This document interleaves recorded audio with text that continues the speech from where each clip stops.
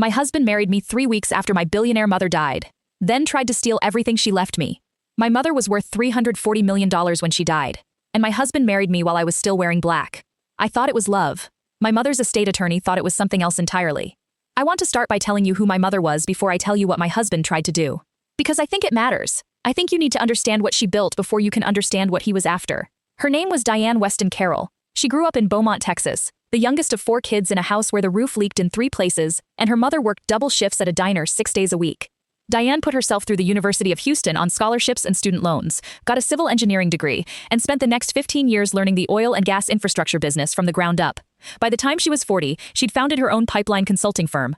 By the time she was 52, she'd taken it public. By the time she died at 61, Carroll Energy Solutions had offices in 7 states and had restructured infrastructure contracts worth north of $2 billion across the Gulf Coast. She was also the woman who drove me to dance recitals in steel-toed boots because she'd come straight from a site visit, who kept a sticky note on her laptop that said, "What would you do if you weren't afraid?" and replaced it every time it fell off. Who called me every Sunday evening at 7 p.m. for 26 years without fail, and called the one time I missed it 7 times in a row until I answered. She was diagnosed with pancreatic cancer in February of the year she turned 60. She was gone 11 months later. I'm Sloan. I was 34 when she died. I am an only child, and my father has been out of the picture since I was 9 years old. My mother and I were, for most of my adult life, each other's closest person. She was not an easy woman. She was direct to the point of bluntness, impatient with inefficiency, and had a laugh that startled people who weren't expecting it. She was also the person I called when anything happened, good or bad, the person whose opinion I trusted above everyone else's. Losing her is the largest thing that has ever happened to me. And I want to be honest with you about what grief does. Because I think if I'm not honest about that, nothing else I'm about to tell you will make sense. Grief makes you want to hold on to anything that still feels warm. I met Daniel Rourke 4 months before my mother died. I want to be precise about that because the timeline matters enormously. 4 months before. She was already sick, already in treatment, already in and out of the hospital in Houston, where she'd chosen to receive care at MD Anderson. I was driving back and forth between Austin, where I lived, and Houston, every weekend and sometimes midweek. I was not sleeping well. I was doing my job, which was marketing director for a mid-sized tech company, on a kind of autopilot that I didn't fully acknowledge to myself at the time. I was scared in a way that had become so constant it had started to feel like just the texture of my life. Daniel was introduced to me through a mutual friend at a birthday dinner. He was 41, commercial real estate developer. He was tall, composed, and had the kind of easy warmth that makes a room feel smaller and more comfortable. He listened more than he talked, which I later understood was a technique. He asked about my mother that first night, really asked, not the obligatory "how is she doing" question, but actually sat with the answer. He looked at me when I talked about her, like what I was saying mattered. I know how that sounds now. I know. We started dating 3 weeks after that dinner. It was fast, and I knew it was fast, and I told myself that fast wasn't wrong, that grief was its own compass, that you couldn't time these things with a stopwatch. My mother, when I told her about him on one of those Sunday calls, was quiet for a moment before she said, "Tell me what you know about him, Sloan, not what he told you, what you actually know." I told her, he seemed kind, he seemed steady, he seemed like someone who understood hard things. She said, "I'll want to meet him." She never got the chance. She died on a Thursday morning in January, with me holding one hand and her closest friend from college, a woman named Ruth Ann, holding the other. The hospital room had weak winter light coming through the blinds and the sound of the hallway outside, and I remember both of those things with the specific clarity that accompanies the moments you'll carry for the rest of your life. What happened in the weeks that followed was a blur I'm still not fully through. The calls, the obituaries, the service, which was held in Houston and attended by nearly 400 people, a number that astonished me even though it shouldn't have. The paperwork, the condolences arriving in stacks of cards I couldn't open until weeks later, because every one of them required me to go back to the room, and I could only do that so many times a day. Daniel was present through all of it. Consistently, quietly present. He flew down to Houston for the service. He sat with me through evenings when I couldn't talk and didn't try to fill the silence. He handled logistics I didn't have the capacity to handle. Calls to the caterer, picking up out-of-town relatives from the airport, coordinating the reception after the service. He was good at it. Seamless, efficient. I was grateful in the way you are when you're drowning and someone throws you a rope, when you don't fully have the capacity to ask why they happen to have one. He proposed 22 days after my mother died. I'm going to let that number sit there for a second.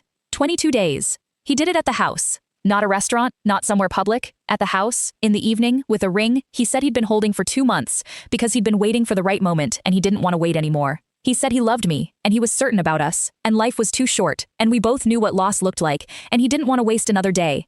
I said yes. I know. Ruth Ann, my mother's college friend, called me 3 days after the engagement when I told her the news. She said, "Sloan, I'm glad you have someone. I just want you to slow down." I told her Daniel had been in my life for months. She said, "Honey, that's not what I mean." I told her I was fine. I told her I knew what I was doing. I did not know what I was doing. We were married 8 weeks later in a small ceremony in Austin. 12 people, a judge, wildflowers I'd ordered in my mother's memory, because she'd always loved them. The photos are beautiful, and I cannot look at them without a hollow feeling opening behind my sternum. The estate process began formally about 6 weeks before the wedding, when I had my first meeting with my mother's estate attorney. His name is Gerald Fitch, and he's been practicing estate law in Houston for 31 years.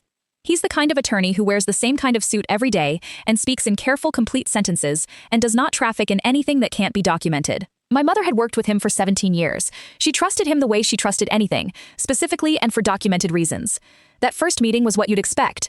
He walked me through the will, the trust structure, the various accounts and assets, and the plan for how they'd be transferred. My mother had been thorough, as she was thorough about everything. The estate was complex. A mix of liquid assets, real estate holdings, stock in Carroll Energy Solutions post-acquisition, and several charitable endowments she'd funded over the years. But Gerald had a clear plan for how it would be managed and distributed over the 18-month probate period. The entirety of the residual estate, after the charitable commitments and several specific bequests to people who'd been important to her, came to me. There was a number at the bottom of the page Gerald showed me. I don't want to put the full figure here, but I'll tell you that it was north of $200 million, not counting the real estate. I stared at that number for a long time. Not with excitement, with something closer to the feeling of looking at a mountain range from a distance and understanding on a new level that you were very small. Gerald asked if I had questions. I had approximately 10,000 questions and I couldn't form any of them into sentences. He told me we'd take it in steps. He told me the most important thing in the short term was that I understood what was and was not accessible during probate, and that I should direct any questions about the estate to his office, and not to anyone else. He said it specifically like that. Anyone else, Sloan? I didn't ask him what he meant. Daniel had not come to that first meeting. I told him I preferred to go alone, and he'd agreed immediately, which I thought was thoughtful. I told him afterward, in general terms, that the estate was substantial, and that the process would take time, and that Gerald would be managing it. His response was warm. He said it was a lot to hold. He was proud of my mother. He was there for whatever I needed. He didn't ask for specifics. I was relieved about that. It felt respectful. Over the following weeks, though, small things shifted. Not large things. That's how I want to explain this. Because looking back, the accumulation of small things is what I keep returning to. A question here, a comment there. The kind of thing that has a perfectly reasonable interpretation available, if you're inclined to use it. He asked if he should meet with Gerald as my spouse, to understand our financial picture. He said it was important for them to be planning together. He said he wanted to understand the assets so he could be a real partner. I said I'd handle the estate process and we could talk about our finances separately.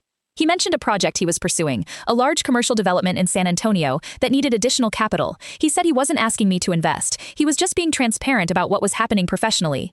He said he knew it was bad timing, but he wanted us to be open. I said I understood. He suggested we put together a household budget that included the estate income. I said the estate income wasn't accessible during probate. He said right, of course. He just meant once it's settled. Ruth Ann called me again around this time. She said she was checking in. She said she wanted to ask me something and I might not like it. She said, "Does Daniel know what the estate is worth?" I said yes, in general terms. She was quiet. Then she said, "Sloan, your mother talked to me about Daniel. Before she died. She'd looked into him." I felt something move in my chest. What do you mean she looked into him? You know how she was. I knew exactly how she was. She didn't say everything she found. She said she wanted to talk to you about it directly, but then she didn't have the time. She told me if she didn't get the chance, I should tell you to call Gerald Fitch and tell him what happened with the wedding. She said he'd know what to do. I sat with that for a long time after the call. Then I called Gerald. He picked up on the second ring, which was the first thing that surprised me. I'd expected his assistant. He said, "Sloan, I've been expecting you might call." That was the second thing. He asked me to come in. Not a phone conversation, he said. He wanted to sit down. I drove to Houston the following Friday. I sat across from Gerald in his office, which smelled like coffee and old paper, and he put a folder on the desk between us and looked at me, the way people look at you when they're deciding how much care to use with the next sentence. He said, "Your mother came to me in October. 2 months before she died. 3 months after I'd started seeing Daniel," he said, "she'd done some research on Daniel Rourke. Some of it on her own, some of it through a firm she hired." "A firm?" I said. "An investigative firm, yes." He opened the folder. What Gerald showed me over the next 40 minutes reorganized everything I thought I understood. Daniel Rourke had been married once before, not briefly, not in his 20s. A 7-year marriage to a woman named Cecilia Morgan, in Phoenix, that ended in divorce when Cecilia was 39. The divorce had been financially contentious. Cecilia had come from money, family money, a trust established by her grandfather. The divorce proceedings included allegations from Cecilia's attorneys that Daniel had systematically misrepresented the purpose of several financial accounts during their marriage, directing funds away from joint accounts into accounts in his name only. The case settled out of court with a confidentiality agreement. Cecilia had received a substantial settlement and had moved out of Arizona. Gerald set down a photograph. Daniel and a woman at what looked like a charity event, smiling, his hand on the small of her back. This was taken 18 months before your mother was diagnosed, Gerald said. 3 years before you met him. We believe he was tracking her professionally, her company's public profile, the acquisition announcements. He moved to Austin 14 months before the birthday dinner where you were introduced. I looked at the photograph. I looked at Gerald. The mutual friend who introduced you, Gerald said carefully. Your mother's firm found that Daniel had cultivated that relationship over approximately 8 months. The room was very quiet. He engineered the introduction, I said. Gerald didn't say yes. He didn't need to. I drove back to Austin in a state I don't have a good word for. Not crying, not angry. Something more like the feeling right before both of those things, when your body hasn't decided yet what it's going to do with the information it just received. I did not go home directly. I went to a coffee shop I used to go to before I was married. Ordered something I didn't drink, and sat with my phone face down on the table and thought. The thing about having a mother like mine is that it shapes how you process danger. She was not a person who panicked. She was a person who gathered information, organized it, and then moved. I had watched her do that my whole life. And sitting in that coffee shop, I tried to do the same. What I knew. Daniel had been married before. He had a history of financial misconduct in that marriage. He had deliberately engineered meeting me. He had proposed 22 days after my mother died. What I didn't know yet. What exactly he was planning. What legal exposure, if any, I had as his wife. How much of what he had told me about his own finances was true. Gerald had told me, as I was leaving, that there was a provision in my mother's will that I needed to understand. She had structured the trust with what Gerald called an independent property clause, a provision stating explicitly that all assets transferred to me through the trust remained my separate property and could not be commingled with marital assets without a notarized agreement signed by Gerald's office as the trustee. She had added that provision in October, after she met with the investigative firm. My mother had seen this coming. From her hospital bed, in the last weeks of her life, she had quietly built a wall. I didn't cry in the coffee shop, I cried in the parking lot, alone in my car, for reasons I still can't fully articulate. Not for myself, for her. That she had spent those weeks thinking about this. That she had used what little energy she had left to protect me from a man she never got the chance to warn me about herself. I sat in that car for 20 minutes. Then, I dried my face, drove home, and performed every inch of normal. Before I tell you what happened next, I need to tell you what the 3 weeks between Gerald's office and filing that divorce looked like from the inside, because I was living in the same house as this man, sleeping in the same bed, having breakfast with him on Saturday mornings, when he made the coffee and read something on his phone and asked me how I slept. I was performing normal, while quietly dismantling everything he had planned. He didn't know I'd spoken to Gerald. He didn't know about Ruth Ann's call. He didn't know I knew about Cecilia. As far as he could see, I was a grieving woman who had not yet fully processed the scope of what she'd inherited, who trusted her estate attorney to handle the complexities, and who was grateful to have a steady and attentive husband beside her while she navigated it. He was still running his play. That was the thing I had to hold on to during those 3 weeks. He had a plan and he was still executing it, which meant I could watch it happen in real time. The week after I came back from Houston, he brought up the lake house. He said he thought we should do something with it, update it maybe. He said it was sitting there, and real estate in that area was appreciating, and if we were going to hold it, we should be strategic about how we held it. He said he knew a contractor who could take a look. He said it casually, the way you'd mentioned picking up milk. I said I wasn't ready to think about the lake house yet, that it had a lot of sentimental weight. He said of course, absolutely, whenever I was ready. He reached across the table and covered my hand with his. 2 days later he mentioned it again. Different angle. He said he'd been thinking, and maybe the smart play was to rent it short-term while the estate was in probate, generate some income from it, offset the carrying costs. He said it made financial sense. He said he could handle the listing if I didn't have the bandwidth. I told him Gerald had advised against any changes to estate properties while probate was active. He didn't push back. He dropped it, but I noticed he pulled out his phone and made a note in it, and I noticed that he did that with his back slightly toward me, the way people do when they don't want you to see the screen. That was when I stopped using the joint email account we'd set up when we got married. I opened a new account under a name variation that didn't read as mine from a quick search. Everything between me and Gerald, everything between me and Catherine after I hired her, went through that account, on a laptop I kept in my car. I'm telling you this not because it's dramatic, but because I want you to understand that I didn't go into that 3 weeks with a plan already formed. I went in scared and learning as I went. My mother had left me instincts I didn't know I had. I was finding out I had them in real time. The second thing I noticed was the phone calls. He started taking calls in other rooms. Not dramatically, not in a way that invited confrontation. He'd get a call, glance at the screen, say, it's a contractor, or it's Brian being a colleague he mentioned periodically, and drift toward the back of the house. I didn't follow him. I didn't need to. Catherine's investigator was already working. What the investigator found about 10 days into those 3 weeks was the text message thread. Not the most incriminating one that came later in discovery. This was a thread between Daniel and a number the investigator identified as belonging to a man named Greg Alcott, who turned out to be a private lender based in Fort Worth, that Daniel had done previous business with. The thread was brief. 5 messages over 2 weeks. The one that mattered read, "She's cooperative, estate still in probate, timing it to approach the trustee once she's comfortable. Figure 4 months. 4 months. He was giving himself 4 months.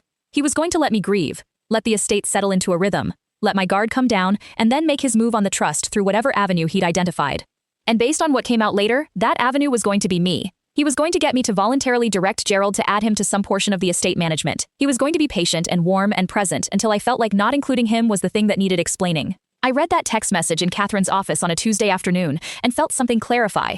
Not anger, clarity. Cold and very clear, the kind that comes when the thing you've been half hoping was a misunderstanding confirms itself. Gerald connected me with a family law attorney in Austin, a woman named Catherine Beale, who had 20 years of experience in high-asset divorce cases, and the particular kind of quiet precision that told you she'd seen worse than this and knew exactly where to apply pressure. She laid out my position clearly. The trust structure my mother had built was solid. Daniel had no legal claim to trust assets that remained properly categorized as my separate property. However, if any of those assets were transferred to joint accounts, used to pay joint debts, or otherwise commingled, the boundaries became murkier. The independent property clause was a significant protection, but it required that I maintain clean documentation. She also told me something that made me go still. She said, "Before we proceed, I want to make sure you understand the full picture of your husband's financial position, because if there are debts or liabilities you don't know about, those can become your exposure." She had a summary pulled together by a financial investigator she regularly worked with. Daniel's commercial real estate business, Rourke Development, was operating at a significant deficit. The San Antonio project he'd mentioned wasn't a new opportunity. It was a failed project in active litigation. 3 creditors had outstanding civil judgments against the company, totaling just over $4 million. 2 of those judgments were recent, filed in the 8 months since we'd been married. He hadn't told me any of that. The financial investigator also found something Gerald's original firm had missed. Daniel had used our marriage certificate, twice, on loan applications to regional lenders, not joint loans. Applications in his name where his marital status and his wife's financial background were listed as material to his creditworthiness. He had, without my knowledge, leveraged our marriage as collateral for over $1 million in attempts to access capital for Rourke Development. Catherine's office flagged both applications to the lenders. Then we found the one that had gone through. 63 days after our wedding, Daniel had successfully obtained a $650,000 business line of credit from a private lender in Dallas. On the application, he listed our marital status, he listed my mother's estate as pending inheritance. He listed an anticipated settlement value that was nearly twice what the estate was actually worth. And he had listed, as secondary security, a property my mother had left me in the will. A lake house outside of Austin that she had purchased 15 years ago, and where we had spent every August of my childhood. He had put my mother's lake house on a loan application, without my knowledge, without my signature, and without any legal authority to do so. Catherine put the application on the desk in front of me, and I read it 3 times. Then I asked her what happened next. She said, "We file." I'll be honest with you. I had been hoping, somewhere in the part of me that still wanted an alternative explanation, that there was one, that the first marriage thing was complicated but explainable, that the financial situation was desperate but not predatory, that he had made bad decisions but not calculated ones. I had been carrying that hope around like a small stone in my pocket, checking to see if it was still there. The loan application took it away. You don't accidentally put your wife's property on a loan application. You don't accidentally misrepresent the value of an estate you were never given documentation for. You don't accidentally leverage a marriage certificate as a financial instrument.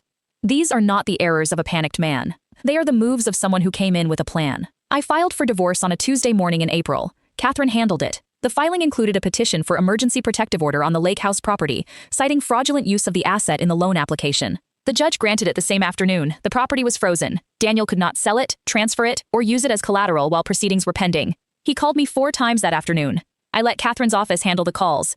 The look on his face when his attorney presumably told him what had been filed, I wasn't there for that.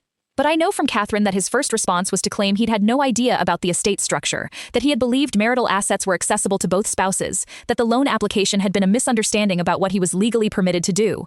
His attorney, a man named Brian Lowry, was capable but operating without the material advantage, because Gerald Fitch had been building a file since October of the prior year.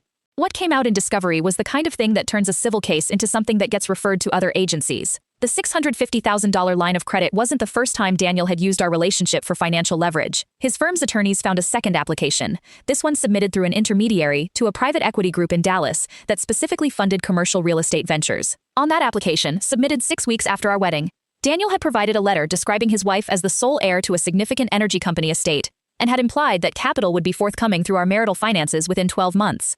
He had solicited investment based on access to my inheritance. Money he had no right to, from people he had misled, using my name and my mother's estate as the hook. The equity group, when Catherine's investigator reached them, was not happy. They had not funded the request, but they had conducted due diligence based on the representation, and they had spent resources they now wanted explained. Their attorney called Catherine's office within 48 hours of being contacted. Then the lender on the $650,000 line called. The loan was in default. It had been in default for 60 days by the time our investigators reached the lender. Daniel had drawn down $400,000 against the line and had made 0 payments. The lender had been attempting to contact him through an address that turned out to be a mail forwarding service, not an actual office. Catherine told me all of this on a phone call on a Wednesday evening. She told me to write down the names and numbers she was about to give me because they would matter. 2 of them were attorneys. One was a name at the Texas Attorney General's office, Financial Crimes Division. The AG referral happened fast. Faster than I expected. Catherine said financial fraud cases involving estate misrepresentation move differently than standard civil matters, especially when there was a clean paper trail and multiple complainants. There were 3 complainants by the time the referral was made. The Dallas lender, the private equity group, and me. Daniel's attorney made a settlement offer in week 6 of proceedings. He proposed that Daniel receive 30% of any liquid assets available during the probate period in exchange for a signed agreement releasing all claims and waiving any future right to contest the estate distribution. I read the offer in Catherine's office. 30% of a probate estate worth over $200 million. Catherine watched me read it. I put it down. No, I said. She didn't look surprised. Gerald Fitch, when Catherine forwarded it to him, sent back a single-paragraph response indicating that the estate assets were held in irrevocable trust under an independent property clause that predated the marriage and were not subject to marital claims under Texas Family Code. He attached the relevant statute. He attached the trust documentation. He attached the October amendment with his own signature and the notarized date. He also attached something I hadn't known he'd prepared. A letter written by my mother, dated November of the year she died, 6 weeks before she passed. A letter addressed to whoever needs to see this. In it, she described what she had found about Daniel. She described her concerns. She described the steps she had taken to protect the estate. And she described, in terms that were precise and unambiguous, her conclusion that Daniel Rourke had deliberately targeted her daughter during a period of vulnerability for financial purposes. The letter had been notarized. Gerald had witnessed it. Brian Lowry withdrew the settlement offer within 24 hours of receiving Gerald's response. Then he filed a motion withdrawing from representation. Daniel went through 2 more attorneys over the next 10 weeks. The second one, a woman named Sandra Park, was competent and tried hard. But she was working without leverage. Every financial claim Daniel attempted to make ran into either the trust structure, the Texas statute, or the discovery evidence. The AG investigation had opened formally, which meant anything his attorneys produced in civil proceedings could be reviewed in that context. Nobody wanted to be the attorney who helped construct a defense in a civil case that then became exhibit material in a criminal proceeding. Sandra Park withdrew in week 8. She withdrew on a Friday. By Monday, the story had moved. A reporter from the Houston Business Journal, a woman named Claire Tatum who covered estate litigation and financial fraud cases, reached out to Catherine's office with questions. She had gotten the case number from a public filing and had done enough background to understand who Diane Weston Carroll was and what the estate represented. Catherine referred her to Gerald, who referred her to a statement we had prepared for exactly this possibility. The article ran on a Wednesday. It was careful and sourced. It described the case in terms of the trust structure and the fraudulent loan application. It did not speculate beyond what the documents showed, but it named Daniel. It named Rourke Development, and it described, in a single, carefully worded paragraph, the prior divorce from Cecilia Morgan, and the allegations that had been part of those proceedings. Cecilia called Catherine's office 2 days after the article ran. I don't know what they discussed in detail, but Catherine told me Cecilia had her own attorney, and was considering whether there were grounds to revisit aspects of her own settlement given the new documentation. She also told me that Cecilia had said, quietly, at the end of the call, that she was glad someone had finally caught it. I thought about that for a long time. Cecilia, in Phoenix, living with a confidentiality agreement and a settlement, and the particular silence of a woman who knew something happened but couldn't say it publicly, watching from a distance while it happened to someone else. I don't know her. I've never met her, but I felt something toward her that I didn't have a clean word for. Something adjacent to solidarity. Daniel's third attorney, Douglas Haas, called Catherine on a Friday and opened the conversation by asking what a negotiated resolution looked like. Not a settlement offer. He wanted to know, off the record, what his client needed to do to walk away without a criminal charge. Catherine said she couldn't speak to the AG's investigation. She said the civil matter was proceeding, and what the outcome looked like depended entirely on how the proceedings developed. She was polite. She was also, as I had come to understand she always was, building a record.